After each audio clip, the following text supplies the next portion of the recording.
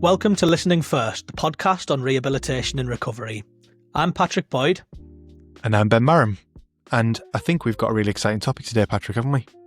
We certainly do. To coincide with our third episode, I'm really excited to get this one out to our listeners. But before we go into that, how are you, Ben? A lot's been happening recently. Pretty good, thanks. Yeah, if I look a bit sleep-deprived, Patrick, it's because I'm a new dad. So I've just had a little bit of time off and I'm coming back from that. So I'm not as sleep-deprived as thought. This is our second. And the topic of today is relevant to, actually, hilariously, some of the stuff that happened. So today we're talking about mental capacity and the Mental Capacity Act.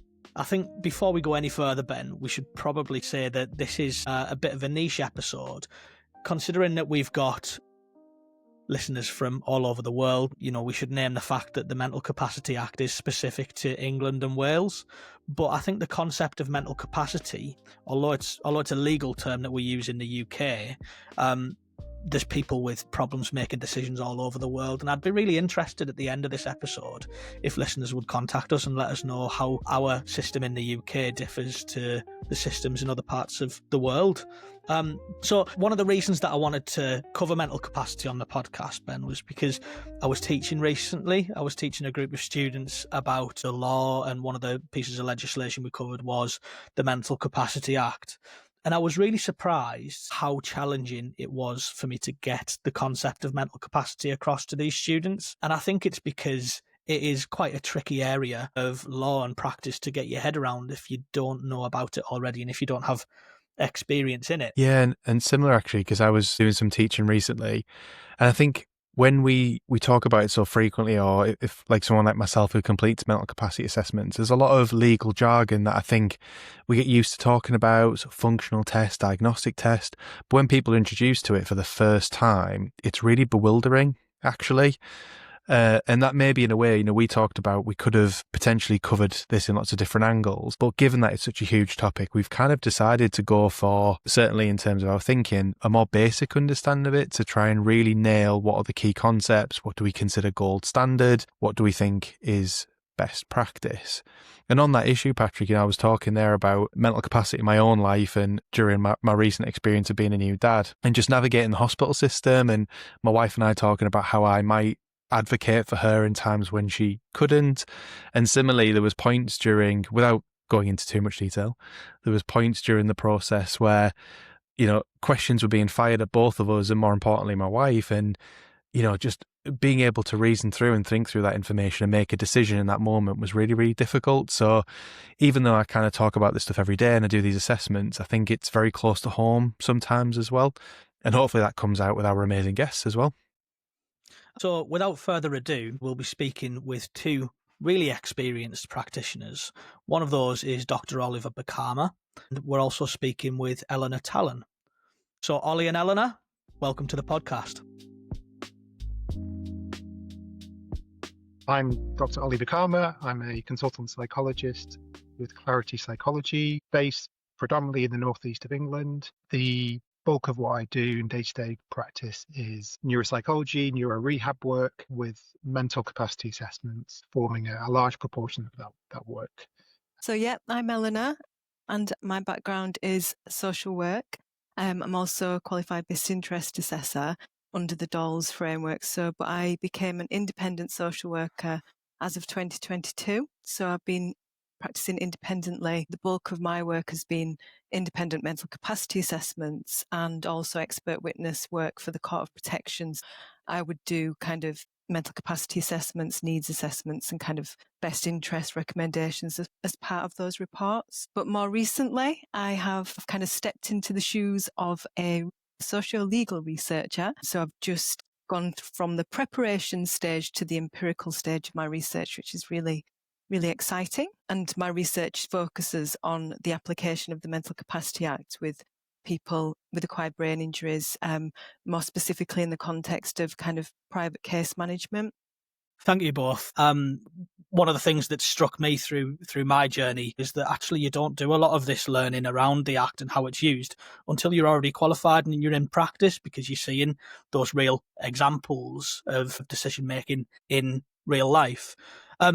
And, when it comes to rehabilitation and recovery, when you think about the journey that someone goes through within their rehabilitation, it's all about decision making, isn't it? At every single juncture, there's so many decisions to make. And I think that's why it's so relevant for us to talk about today. So from your perspective, Eleanor, when we talk about mental capacity, what do we mean? Well, mental capacity is a legal term, and it basically means being able to make a specific decision at a specific time. The statute states that there is a process of assessing mental capacity, but it is very much decision specific. So it's not that somebody can be termed as like lacking capacity on a generic basis, because we do hear that a lot, I think. You hear that all the time. The idea Yeah. that someone just lacks capacity in general. Mm-hmm. But, I can understand why some people might make the mistake of thinking that if someone's assessed as lacking capacity Yeah. for one thing, then that might apply to other areas of their life as well. But it's not the case. Yeah.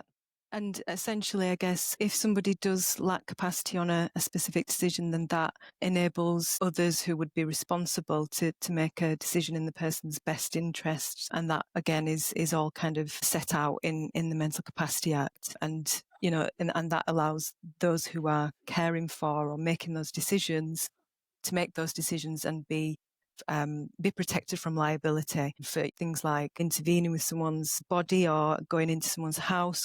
So, if somebody can't give consent to something, there needs to be a capacity assessment and a best interest decision made to enable that to happen. Right. So, Oli, from a clinical psychology perspective, what's mental capacity to you and how would you describe it? So I think building on what Eleanor said, and a really important part of the Mental Capacity Act is this presumption of capacity. So the starting point has to be that we presume the person has capacity, and then the onus is really on the assessor to maybe find evidence that kind of challenges that presumption. I think the other thing, just to build on what Eleanor was saying, is so when we talk about the Mental Capacity Act, it applies to people who are age 16 plus in England and Wales. That's who falls under the remit of the Mental Capacity Act. I think, as Eleanor was saying, there's that key aspect in terms of what we might call the functional test. So that's the understanding, retaining, using, communicating. And then alongside that, we have what's called the diagnostic test. And when we're talking about assessing mental capacity, those are kind of the key elements that we're talking about. Okay, so our starting point is the presumption that the person has capacity. As Eleanor was saying, we really need to understand, well, what is the specific decision at hand here? If it's multiple decisions, we have to break the assessment into kind of multiple decisions. Again, sometimes we get those requests or referrals where there's this narrative about the person lacking capacity broadly, or there can be requests for what we might call a kind of broad stroke assessment, commenting on someone's capacity around lots of different areas. But the key thing is holding the act in mind. You've got to treat it as decision specific and that person's capacity to make that decision at that point in time.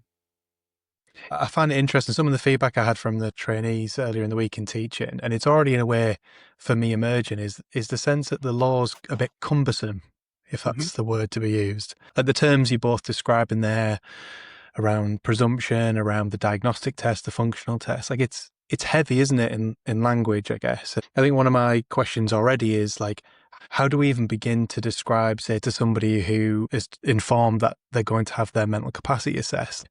Because I guess one of the principles of the Act is consenting to an assessment as well, right? So how do you begin to explain these terms in a way to people that help them understand? I know it's referred to as the diagnostic test, but that's not actually how it's termed in the Act, because someone for general purposes under the MCA, you don't have to have a specific diagnosis. It just needs to be an impairment or disturbance of the mind or brain, and which doesn't have to have like a formal diagnosis. But I think there is that aspect that there has to be the inability to make the decision has to be as a result of directly caused by that kind of mental disturbance or impairment. So yeah, I think in answer to your question, I think that there is a lot of jargon And actually, it is about having a conversation with somebody. And,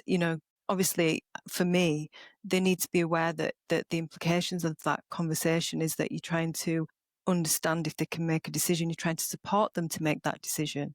And I think that needs to be the focus of any mental capacity assessment, because, as Oli said, there is the presumption of capacity. So that's the focus that you kind of go in with. And there's also principle 2, which is really, really important for me and should be for everybody, which is supporting decision making. So it's about supporting that person's ability to make the decisions, looking at, what is the relevant information that needs to be considered, not just from a professional perspective as to what's relevant to that decision, but also from that person's point of view. What are the risks? What are the consequences? What are the alternatives to, it might be that professionals have kind of got an intervention or some kind of outcome in mind, but what's the alternative? What does the person want, and how do those 2 things or 3 or 4 things compare and weigh up? And it's about supporting the person to make that decision. One thing I find really interesting about the Mental Capacity Act and everything that goes with it is the principles, the 5 principles. You mentioned them there a few times. I think it would be quite useful for us to just delve into those and what each of those principles means. So the first is the presumption of capacity. I guess there should be a presumption that we all have capacity. There are times in my life where I do question some of the decisions I make, but that doesn't automatically mean I don't have capacity, does it? Yeah. So the starting point is one where you're presuming that the person does have capacity to manage their finances, does have capacity to make a will. I think sometimes what we tend to find is if someone has a condition or a diagnosis, so whether that's a brain injury, dementia, then that presumption may not be there. One of the things that's probably important to talk about is we were talking about the functional and the diagnostic test, and I know that as Eleanor was saying, the diagnostic test isn't pinned to a diagnosis, but it's this idea that the order in which we do those is really important. So historically, you would do the diagnostic test and then the functional test. So you'd ask the question, does this person have a disorder of mind or brain? If so, we do the functional test, and that would be understanding, retaining, and so on. A few years ago, there was a really kind of significant piece of case law, which essentially argued for kind of reversing the order of those. So in a sense, you, as an assessor, you do the functional test first. Right? And I think linking that to this notion of presumption of capacity, diagnoses, I think doing the functional test first makes it much easier to lead with that presumption, because from the offset you're going in with those questions. So does this person understand? Can they remember that information? Can they weigh up? Can they communicate? If they can do, great, they've kind of passed the capacity assessment. It doesn't matter if or what diagnosis they have. So when I think about the presumption of capacity, it's about that kind of context in terms of the order of the functional diagnostic, but it's also that position I hold as an assessor kind of going into an assessment. So yes, I might ask, does the person have any conditions or diagnoses? Because that's relevant to how I approach the assessment, but it's not necessarily an influential factor in terms of their capacity to make a specific decision. Does that make sense? It does. So essentially what you're saying is that everybody is presumed to have capacity until a mental capacity assessment evidences that they don't have capacity to make that decision. And I think the one thing I'd add to that is that in terms of doing a mental capacity assessment, means the presumption of capacity means the onus is on you as an assessor to disprove that the person can make the decision, if you like. So it reminds me, it totally separate, but a cornerstone of the UK legal system, particularly in criminal law, is innocent until proven guilty. And it's a similar kind of concept, that, isn't it? You've got capacity until it's proven that you don't. It's interesting as well, as I guess you both must be in situations where you get some quite niche decisions that you have to look at as well, or certainly the case law would suggest that. And maybe we won't delve into that too deeply, but do you find that kind of picking out the relevant information is tricky depending on the niche, or is there ways of kind of picking out what's relevant for each decision? So I think, as you were saying there, Ben, you mentioned this notion of case law. So essentially case law are these examples from legal cases whereby a certain decision has been argued or discussed at a high level. So for things like testamentary capacity, which is capacity to make or change a will, again, you revert to the case law, and there's similar kind of case law for different areas. Things like capacity to litigate, there's kind of a good framework for that in terms of the types of questions or things that are relevant and not relevant for the person to know. So there's this whole body of research and case law, but I think there are definitely some decisions whereby either it's a bit grey or there's kind of nothing out there in terms of kind of published kind of evidence in terms of how to approach it. So I think then as clinicians, what we've really got to do is think, okay, what is relevant to this decision? Yeah, and that could be really tricky, can't it? The last assessment I did was in regards to social media and internet use, but obviously there is case law that kind of gives you the building blocks as to what might be relevant within that decision. So you would obviously, refer to that, but then it's kind of looking at the specifics and the on a person-centric basis, what has been going on, what's applicable to that person, and how does that play out, and that can get quite complicated. I think the other challenge is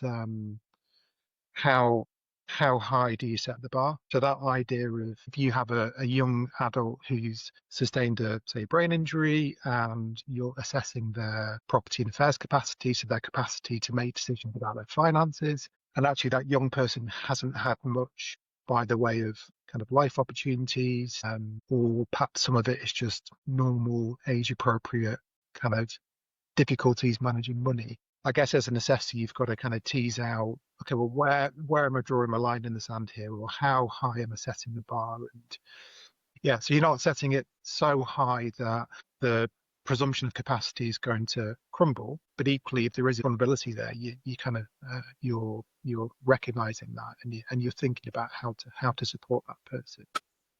Another of the principles of the Act is that people are entitled to and have the right to make an unwise decision. So how do you square that circle in terms of someone having capacity or lacking capacity versus somebody just making a decision that is maybe a little unwise and something that you wouldn't necessarily do yourself? Yeah, I mean, the crux of it is that if they can understand, retain, weigh up, communicate in respect to that decision, if it's an unwise decision, it's still a capacitous one. And I think then as clinicians, it's then about the work you do around that person. So either supporting them to go ahead with that decision or providing a level of education around the kind of risk benefits of it. And yeah, definitely one of the kind of key principles of the Act is that, we're all allowed to make unwise decisions, and certainly we can say that we've probably done that more than once in our life.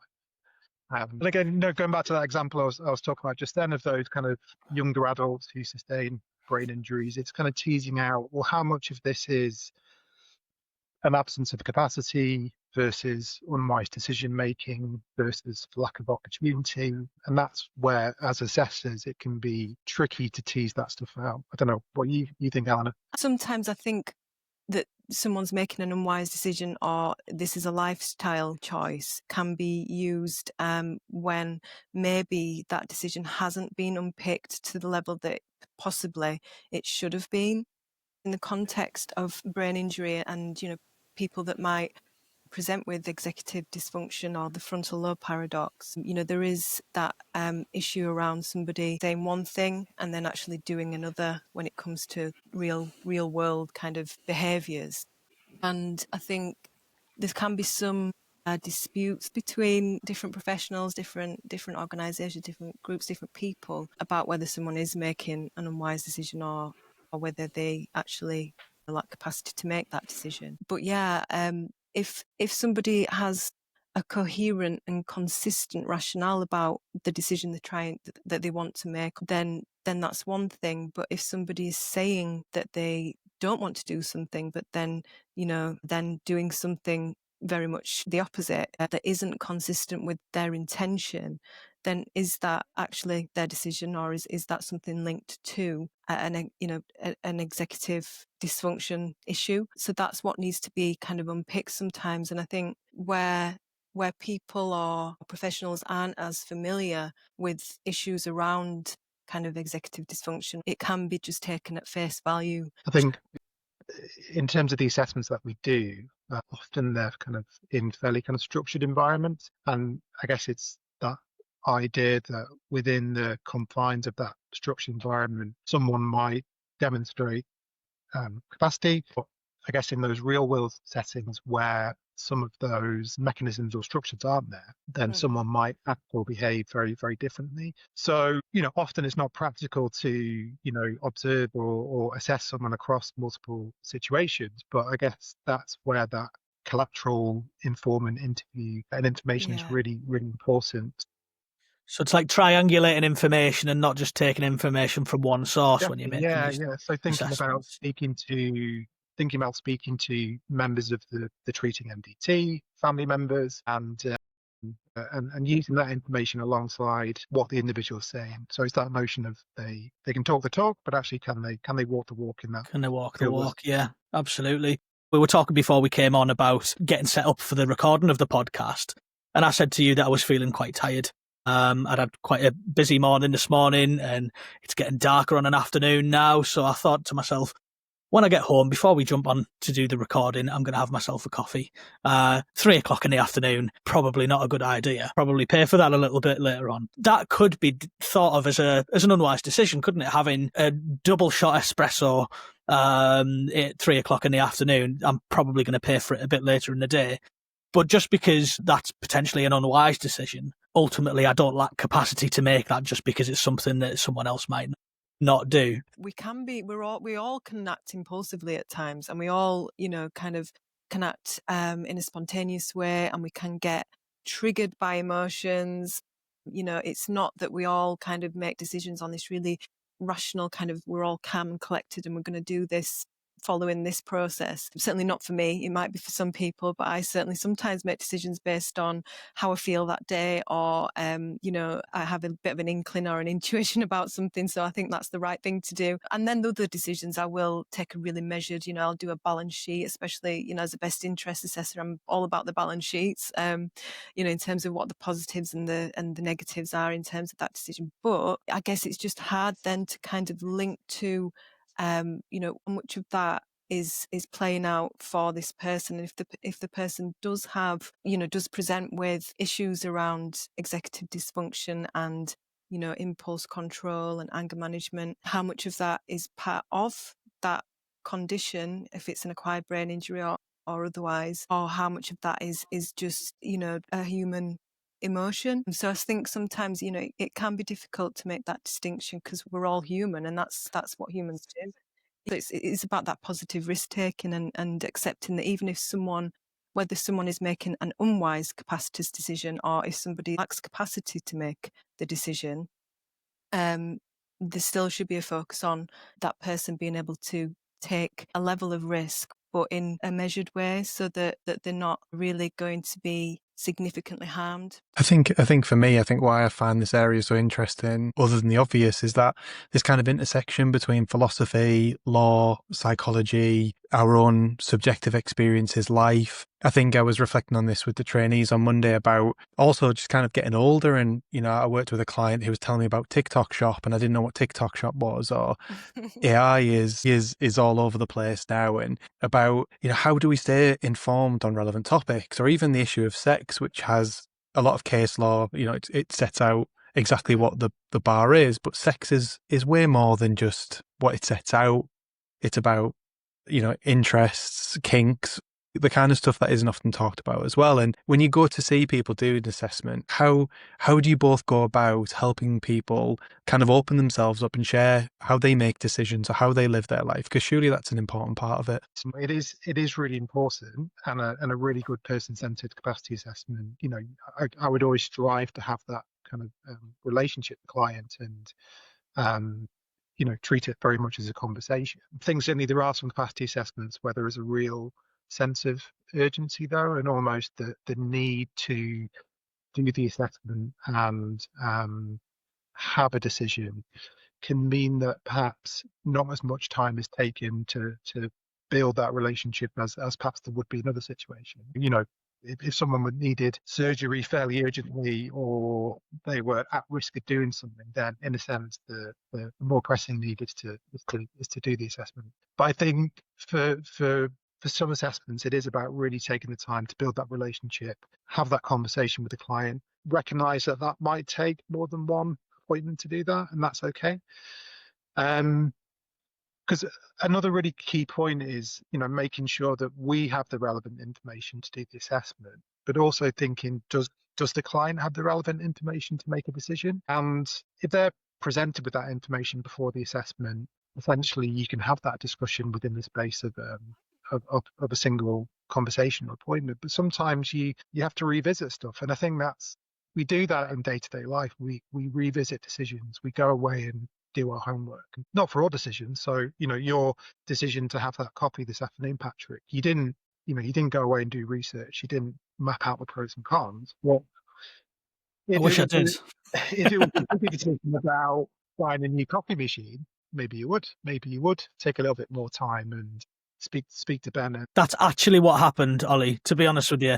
And again, speaking of unwise decisions, Ben gave me his opinion, which is, it's a highly regarded opinion amongst many of our colleagues. Yeah. But I chose to go a slightly different way to the way Ben recommended. Time is yet to tell whether that was an unwise decision or not, but it's looking all right for now. I think the key bit is you're highly caffeinated and full of energy, Patrick, which is ultimately the goal, I guess, from you and coffee. So. Well, it is, but just not at 3:00 on an afternoon. One of the things I wanted to touch on there was something you said, Eleanor, about people's decision-making being influenced by their emotions and how they're feeling at a certain point in time. And then, Ollie, when you were talking about the value of the therapeutic relationship and how you would build your relationship with the client, within both of those situations, there's kind of emotional elements. There's emotional elements to your relationship with the client. And if the client's got other stuff going on around them that's affecting their emotions, then that is going to have an impact on the decision making. So I suppose that's a long-winded way of asking, how do you mitigate the impact of someone's emotions on objective decision making? I mean, for me, like as Ollie said, it is about that preparation. So, ensuring that you're doing things as on their terms and on the person's terms. So, where do they feel comfortable? Who do they feel comfortable with? Who do they want to be present? Obviously, someone might need just someone there for moral support, or they might need someone there because there's communication kind of issues or barriers that need to be facilitated, so trying to ensure that they're as most comfortable as they can possibly be, and thinking about those power dynamics as well.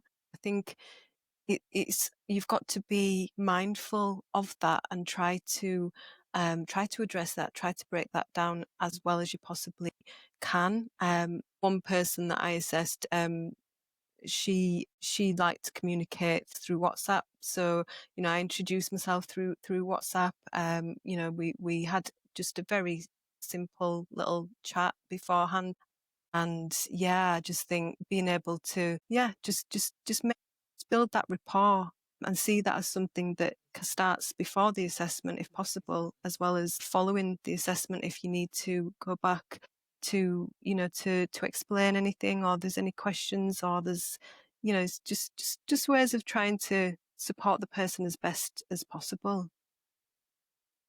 Building on the point that Eleanor was making there, Patrick, going back to your original question, it's that notion of sometimes the client can be anxious about the assessment process, and that can impact on their ability to engage in the assessment, but also their decision-making capabilities. And that feels different to, going back to what we might call the diagnostic test, that impairment in their kind of mind. So I think as assessors, what we have to do is try and tease out what is test or assessment related anxiety, what can we do to help the client to relax into the assessment. And I think, as Eleanor was saying, there's kind of practical things. So there's where you see the person, when you see them, whether you do a meet and greet, who's there. So whether it's a member of their treating MDT who they're familiar with, whether it's a family member. And hopefully by doing those things, it will help settle the person into the assessment so that their anxiety or stress levels reduce. I think what's really important though is, as part of that informed consent process, it's about having that discussion with the individual about how the assessment, how the conversation is going to go, but also what happens if I'm of the opinion that they don't have capacity. So what happens next? And I guess reinforcing that they can still be involved in decision making, and other people have to make decisions in their best interest, and it's not impossible for them to regain capacity, and actually that can be a nice focus for rehab or treatment going forward. And I think by doing all of those things, it can really help to settle someone into the assessment. It's the basics of laying the foundations for a good assessment, whether that's a capacity assessment or not. As you were speaking there, I was thinking about the conversation we had a few weeks ago with Vicky Gilman, where she was talking about the role of hope within rehabilitation. And I suppose in some of these situations, when somebody's having the capacity assessed to make a certain decision, they may feel hopeless if they're expecting the decision to be taken out of their hands. So I can really see the value of the therapeutic relationship and building up an understanding with the person that you're working with, so that they understand that you're not there to take a decision out of their hands, but actually, as far as the law's concerned, you're there to give them every possible opportunity to make that decision before anything's taken out of their hands, right? Yeah. I mean, if somebody does lack capacity on a specific decision, I think sometimes there's this mentality that they then have no agency, or that, decisions have to be made for them, which under the Mental Capacity Act, that is the case in terms of best interest decisions, but it has to consider the person's wishes and feelings, and actually there's a push towards that being the predominant factor, in terms of incorporating the principles of the CRPD, which is the Convention of the Rights of Persons with Disabilities. So it's kind of looking at, well, what's their will and preferences, and how can we support that, whether that's on a best interest basis or if it's on a capacities basis, so enabling that person to make a decision that they wish to make. However, in practice, there's a lot of grey areas, and the person might lack capacity about an overall decision like finances, managing finances, but how many things can that person do which, relates to managing a personal allowance or making certain transactions, whatever it is, and focusing on the person's abilities and how to, scaffold their abilities and their decision making, so that they are able to kind of get that sense of, this is what I want to do and I'm being supported to do this. So I think, that binary kind of thinking isn't always helpful. Lorraine Curry talks about this concept of invisible scaffolding, and I think that's such a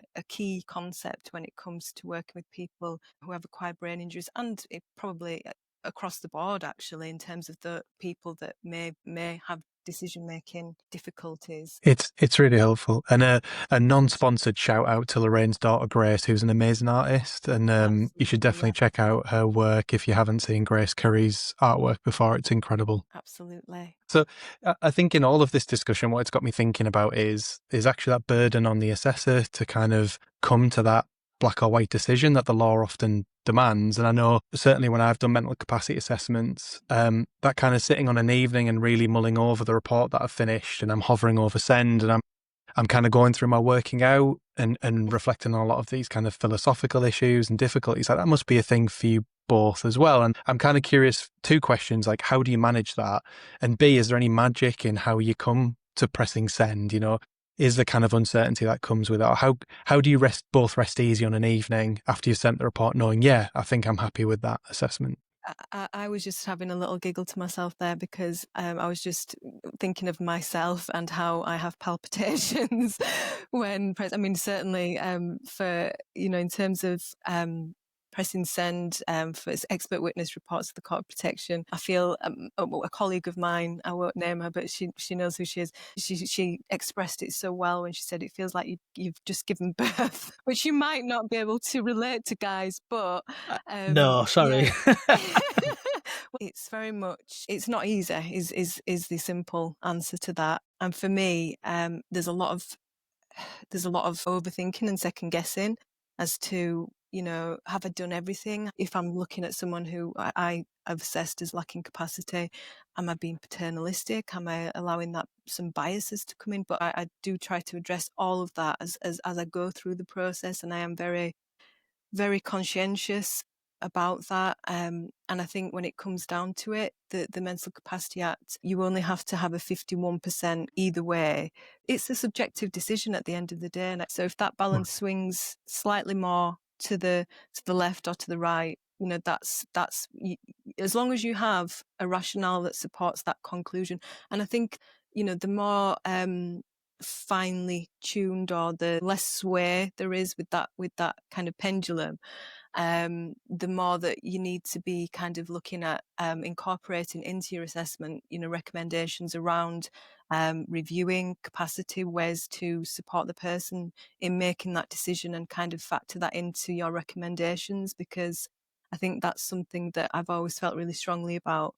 So one of the guiding principles of the Act is this idea of the individual shouldn't be sent to lack capacity unless all practicable steps have been taken. So I think sometimes when I've done my assessment and I'm trying to form a decision, and again, I often kind of come back to that kind of question in my mind, actually, is there more that we could do with this individual? So I guess an example would be things like independent living trials. So if you have someone who hasn't had much opportunity in their life to manage kind of sums of money around running a house to budget, then actually is it more sensible to say, let's hold the presumption of capacity until they've had an independent living trial, and then we can kind of look at that evidence and then revisit the decision. And I think that works so long as the stakes, the risks aren't too high, or those risks, in this case financial risk, can be managed by the individual, by the team. But I think go back to the original question, but yeah, it's definitely something that can be challenging, and particularly when it is sitting on the fence, and the stakes are quite high. Stakes in terms of risks, but also in terms of the impact on the individual, I think, as well. Yeah, brilliant. Thank you both. So as we've been talking, we've been going through the different principles of the Mental Capacity Act, and there's 5 of them, and I think we've touched on 4 of them, but the one that we haven't touched on so far is the concept of the least restrictive option. So my understanding of that is that if someone is thought to lack mental capacity and an assessment's proven that, and a decision's to be made in their best interests, then whatever decision made needs to be the least restrictive option out of those available to that person. From a psychologist's perspective, how do you go about looking at the least restrictive option for a person and considering that? Yeah, I guess just to use an example to illustrate this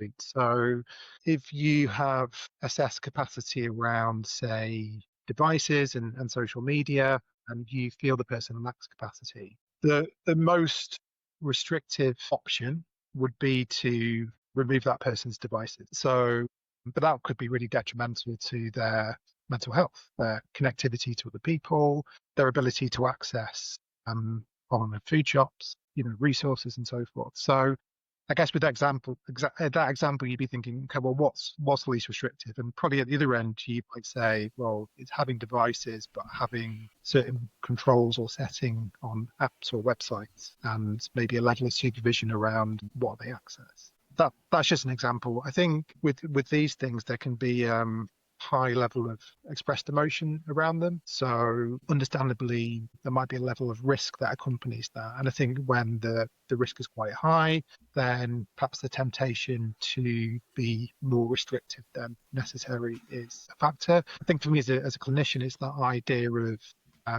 almost an outcome or a fallout from a capacity assessment might be a really good risk assessment. With that risk assessment, you'd be thinking about what's the least restrictive options in terms of supporting this person to continue to live an independent life, to maintain a good quality of life, to have good mental health. And I think that's really important. And I think that's where it goes back to yourselves kind of working within treating teams to build on the work or the conversations that happen as part of a capacity assessment, or conversations that might happen with family members or staff, whether support staff or therapists, as part of that assessment process, because they are the people who will be having to support with the implementation of any best interest plan, risk assessment, and implement things in that person's best interest that are least restrictive. We've all been through statutory services and worked within them in some way. And as I was training, I saw probably some really good practice when it comes to mental capacity assessments, but I also saw some pretty poor practice. I think we can probably all say that we've seen both sides of that coin. And I'm really interested in the idea of exploring for each of us the pet hates when it comes to mental capacity assessments, but also for those of our listeners who aren't familiar with the Mental Capacity Act, what are the pro tips that you have when it comes to thinking about how to approach a mental capacity assessment? For my two penneth, it's this idea that a capacity assessment is a one-page document. We see it in people's hospital records. I've seen it done in the past where it's just a tick box exercise. Yes, no, the person is able to understand, retain, weigh and communicate their decision, but without much meat on the bone. Whenever I saw those kinds of assessments done, I was thinking to myself, this isn't going to stand up in court. If this is ever challenged, there's zero chance that a judge is going to allow that through. That's just my perception. I guess assessments which don't even really link, whatever the mental impairment or disturbance is to the actual decision itself. So there's no actual explanation of why that impairment actually impacts on that decision in whichever way it might do. Sometimes just the actual impairment is written as a rationale, which again is just so discriminatory and wrong. I think sometimes I struggle with the kind of broad stroke approach to assessing capacity. I recognise that sometimes someone might have a level of impairment which permeates lots of different decisions, but I think for me, it goes back to that principle of we need to separate out the individual decisions and give the individual opportunity to discuss each of those different areas, because I know if that was me, if the stakes were high, it's kind of what I would want to do, and I think that's also consistent with the Act as well. That it's decision specific, it's client specific, so that feels really, really important to me. I think just building on the second question, if the question or the decision isn't clear, seek that clarity from the referring party, and then by doing that, you can really understand what's relevant for you and for the individual to know in order to then have a decent discussion about that topic. So I think don't be afraid to go back to the referring party for more information, and if that takes a little bit of time, that can be really important, because again, you need to make sure that all parties have the relevant information to then have the discussion. Yeah. Ben, what about you? What's your pet hates?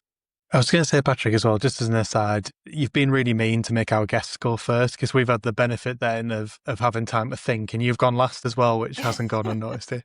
I gave you my pet hate, but I haven't given you my pro tip yet. My pro tip's probably going to be just listen to these three. My kind of pet hate is a bit paradoxical, and I'll explain why, but mine's kind of where I've been to see a team, or I've been in a care environment where the presumption of capacity is just being assumed without any question at all. And it's almost being used as a crutch to kind of avoid going through a difficult process and facing a challenging situation. And I think we have to remember sometimes that for a variety of complex reasons, sometimes there are situations where people need supported decision making to keep them safe and well, and actually to live a quality of life that's right for them.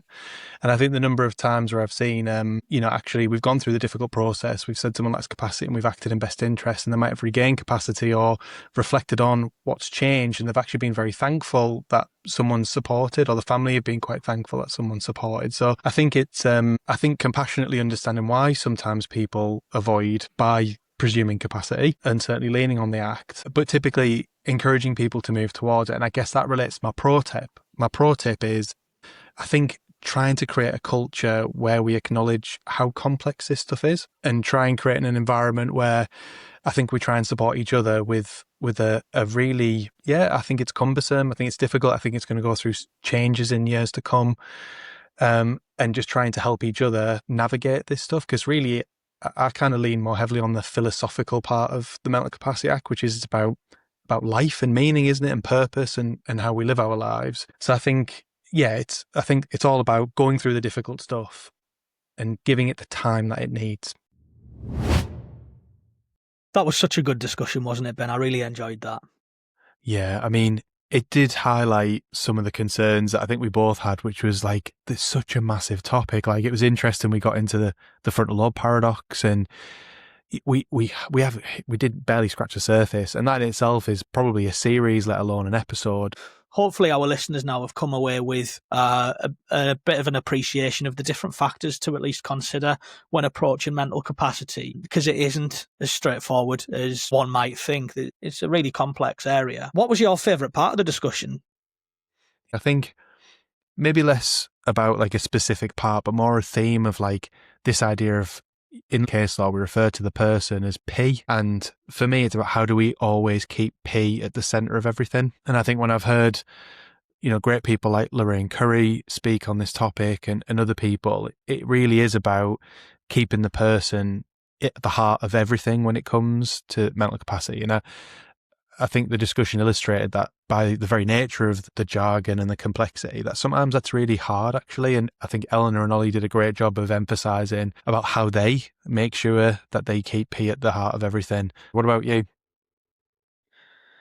For me, it was more of thinking about how we as professionals conduct those assessments and the information that we rely on, because, we need to be careful when we're conducting our own assessments, not just mental capacity assessments, but any assessment, I suppose, that we're not relying on one source of information to build our assessment on, but actually we're taking in multiple sources of information and questioning information and being inquisitive, being curious about the information that we're gathering, because that way we're protecting the person that we're assessing and making sure we're getting the right outcome for the assessment. And we're also we're protecting everybody involved in the process, I suppose, especially when decisions might need to be made in someone's best interest. So that idea of triangulating information and gathering multiple sources of information, that really struck a chord with me. Yeah, and beyond that as well, like, life doesn't happen in a vacuum, that people have complicated lives, and indeed the world's complicated. So how you kind of make sense of that for that particular person with that particular decision at that particular time, it's no mean feat, is it? It is complicated. But again, I think we were lucky to have such experienced guests talk about it. And on that note, a massive thank you to Oli and Eleanor for joining us for that episode. Thoroughly enjoyed that, and we will hopefully cover some more aspects of the Mental Capacity Act and indeed things like the frontal lobe paradox in future episodes. One thing I wanted to mention before we go, Ben, is the fact that we're now fully on social media. We've got Facebook, we've got Instagram, we've got LinkedIn, and we've even now got a super duper website, which we're really excited for people to see. The website address is www.listeningfirstpod.com. And we've had some amazing help from Ben Hope from Social Return Case Management. So a huge thank you to you, Ben. Yeah, I think it probably goes beyond saying we had some help, Patrick. I think we'd be lost without Ben, wouldn't we? Yeah. So yeah, you can find us on our social media pages, and if you want to contact us by email, our email address is listeningfirstpod@gmail.com. If you enjoyed today's episode, please like, follow and share the podcast wherever you get your podcasts. And if you feel like it, give us a rating, because that really helps us to reach a broader audience. I think as well, because we are social media superstars now, Patrick, we should say, really make sure that you've liked the page itself, because then you get the latest updates about when episodes are dropping, guests, and you can then really contribute to the discussion. And I think more so, even though with this episode, because it was such a big topic, we really genuinely would love feedback, and maybe areas that we didn't cover or things that people really enjoyed that they got out of it the most, where they learned something that they would share. That'd be absolutely brilliant. I should also say, Ben, we've had some fantastic suggestions for future episodes, and we've got some really exciting discussions lined up. One of those discussions is on the topic of functional neurological disorder, which I think is an enigmatic topic in itself. So I'm really excited to have that discussion. And we're also going to be covering other topics, including various legal aspects around recovery and rehabilitation as well. So keep your eyes and ears peeled for future episodes. Yeah, and I think as well, it always feels like a strange sales pitch, and it's not intended to be. But again, if people would like to support the podcast in various forms, we're still figuring out what that might look like. But I think if you get in touch with us to have a discussion, I think that'd be really appreciated, because we've been so lucky to have such amazing support so far, including from Clarity Psychology, BPJ Case Management and Social Return Case Management. Without the support from those three services, we wouldn't be where we are now. So thank you, everyone. And thanks for being with us as we keep learning, keep sharing, and most importantly, keep listening first.